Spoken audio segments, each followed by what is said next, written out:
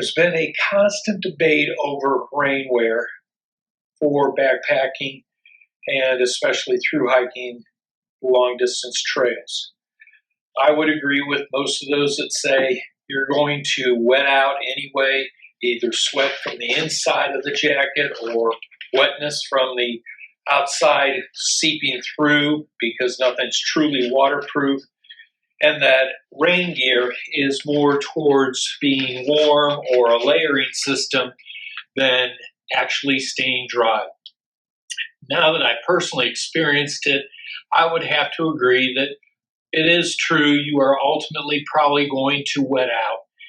I learned this during the trek through the Shenandoah National Park where it rained constantly and we were just totally drenched. I went with the Marmot Precip, and I've got nothing bad to say about the Precip. I'll still use it on day hikes. I'll still use it in the rain. It doesn't wet out all that quick. With the pit zips, you can ultimately try and regulate heat and temperature. What I found difficult was the fact that with the pack on, it also becomes cumbersome to constantly take on and off the pack anytime you want to take on or off the Marmot Precip. Ultimately, after the Shenandoahs, I decided I wanted to try and make a change and do some other things. In Harper's Ferry, in a hiker's box at the outfitters there, I came across the dry duck poncho. So through most of Pennsylvania, I wore that dry duck and became a believer in the poncho. But some of the bad parts about the poncho are that it's hard to put it on and off over the pack and trying to get it without help from a friend to get it to ride down and back properly. I was constantly tugging at it. In windy conditions, blow around. I never did want to put the belt around it because that was defeating the purpose of letting the air flow underneath. So the poncho itself has its own problems. And I had the Marmot Precip, so I finished New Hampshire and Maine in the Precip. So then I came on home and I got ready to backpack, and I thought about what is it that I want to do with rainwear when I'm just out for a weekend or a week-long hike. I went back to wanting the Packa that I had researched before the trip, but never wanted to spend the money. And I thought, well, I'm going to stick with the Precip. Knowing now what I didn't know then, I would have gone ahead and bought the Packa. So as a Christmas present, in came the Packa. No issues ordering it, no problems getting it in. The Packa by Cedar Tree. No water's getting in between your back. No water on the shoulder pads. No water on the hip belt. It's too hot. Of course, you can always zip down, zip the hat off.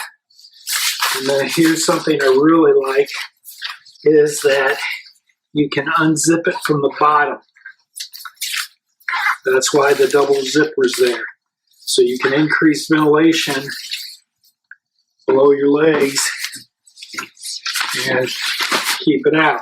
And here's the thing I really like about it that I discovered, and that is that there are pit zips just like on the Marmot Precip. On both sides.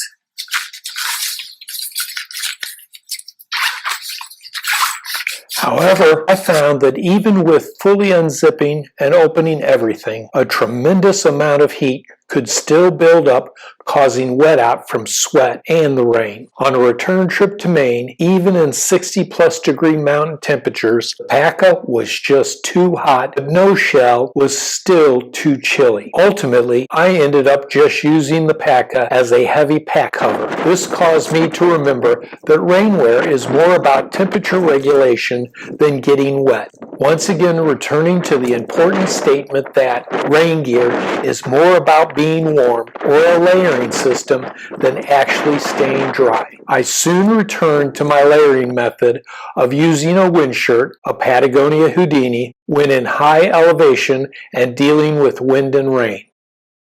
Loving the Houdini, but still hating the rain on my head and running down between my body and the pack, I had to find a new solution to utilize with and without the wind shirt. During trail days at the LIghtHeart gear booth, I saw an odd-looking piece of gear called the Hoodie Pack cover, the item for when you don't want a full rain jacket but want to keep the rain off of your head, neck, and pack. I felt $65 was a fair price, so I ordered one and had it shipped. It came in its own separate storage pouch. This storage pouch rides in the back mesh pocket of my pack, and the hoodie is easily pulled from the pouch.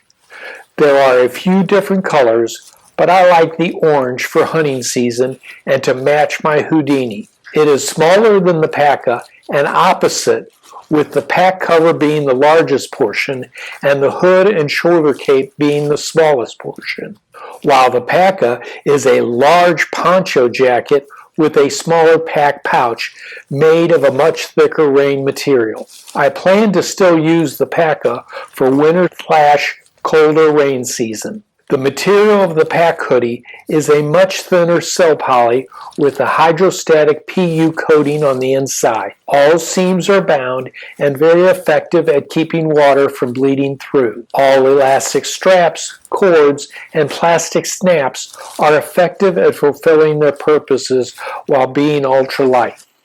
The hoodie comes in two sizes based upon the pack, with most ordering a medium that fits up to a 65-liter pack.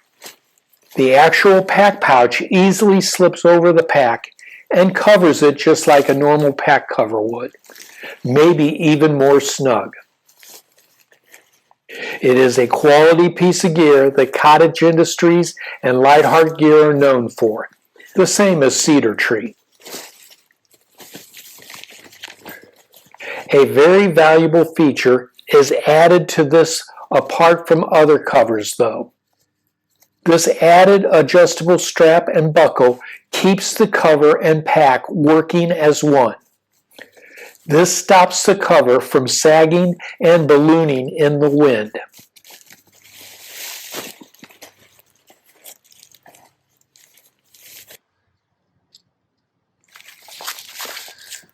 Here is a close-up of the strap as well as the typical cinch string to keep the cover secure and in place.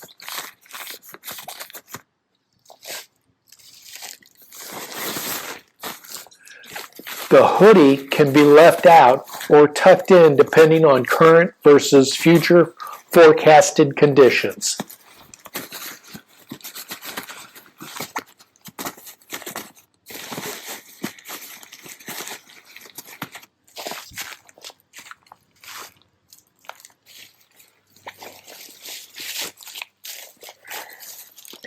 If tucked in, it is easily deployed with the pack on when needed.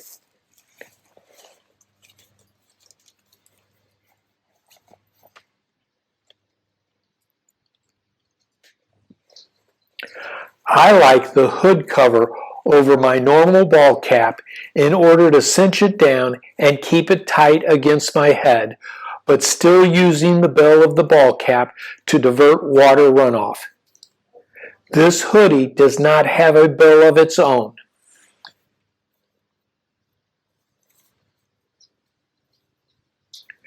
The cap has 3 snap buttons to close the jacket in front, along the throat, but right at the chin and below.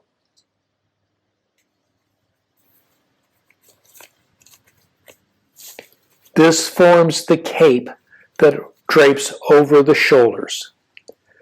The cap rides over the shoulders but allows freedom of movement necessary with trekking poles and for climbing.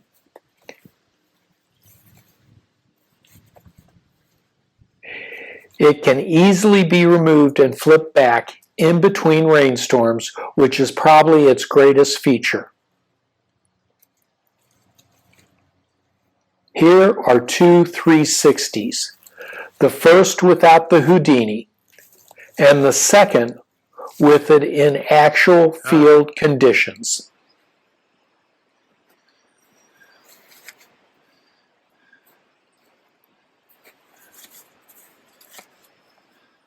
There's definitely a modeling career in your future. The LIghtHeart Gear Pack hoodie has become a wonderful addition of gear to make all of my adventures more enjoyable. You may discover the same thing.